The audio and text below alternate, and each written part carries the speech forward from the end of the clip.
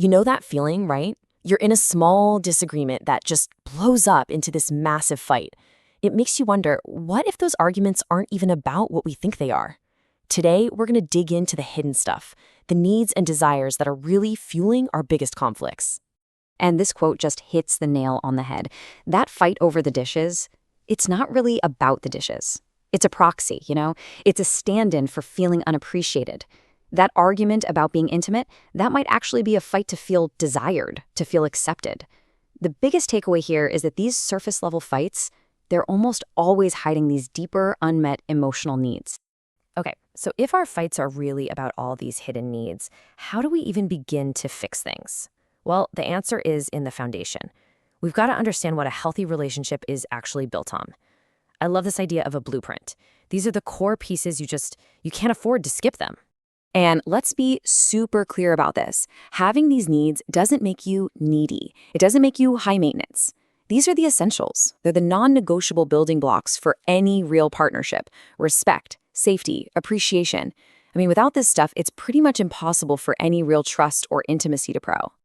Yeah, this really says it all, doesn't it? You just can't build a passionate, trusting relationship on a foundation that's full of cracks. These healthy needs, they're like the structural beams of a house.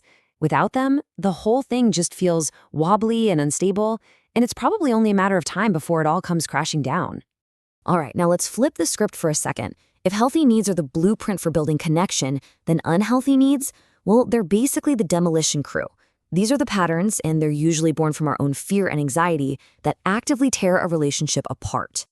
Wow, look at this contrast. It's so telling. On one side, you've got needs that basically say, hey, we're a team. Respect, safety, appreciation, these things build you up together. But on the other side, you've got needs that come from a place of fear. The need to control your partner, to avoid the hard conversations, or needing constant reassurance. Those don't build a team. They just end up isolating both of you. Okay, just look at this number for a second. 81%. It's a huge, stark figure, and as it turns out, it's a massive predictor of whether a relationship is going to make it. So what on earth does it represent? This is so powerful. What the research found is that when one partner, and this was especially true for men in heterosexual relationships, consistently refuses to share power or even listen to their partner's feedback, the relationship has an 81% chance of failing. It ties right back to that healthy need for respect and equality versus that destructive, unhealthy need for control. So, we've figured out what we need, but the million-dollar question is, how do we talk about it without just kicking off another huge fight? This is where we get into the practical stuff. Let's look at the art of communicating what you need in a way that can actually bring you closer together. This next insight from Dr. Gottman is a total game changer. Seriously, get this. The entire direction of an argument can be predicted in the first 3 minutes. That's how much it matters how you start the conversation. If you come in hot, with criticism and blame, it's pretty much doomed from the start. But if you start gently, you create a real opening for connection. So, here is the magic formula for that gentle start. And it's so simple. First, you start with just the objective fact. When the dishes were left in the sink. Then you state your own feeling. I felt overwhelmed and unappreciated. Now, the key here is what you don't say. You don't say, I feel like you don't care, because that's not a feeling, that's just blame in disguise. This approach keeps the focus on your experience, which makes it way harder for your partner to get defensive. Now, what if you're on the receiving end of all this? This slide shows you the 2 paths you can take. Validation, that's like the superglue of connection. Simple phrases like, that makes sense, or I can see why you'd feel that way. Tell your partner, I hear you. Invalidation, though, that's a wrecking ball. Dismissing their feelings just pushes them away and basically teaches them that it's not safe to be vulnerable with you.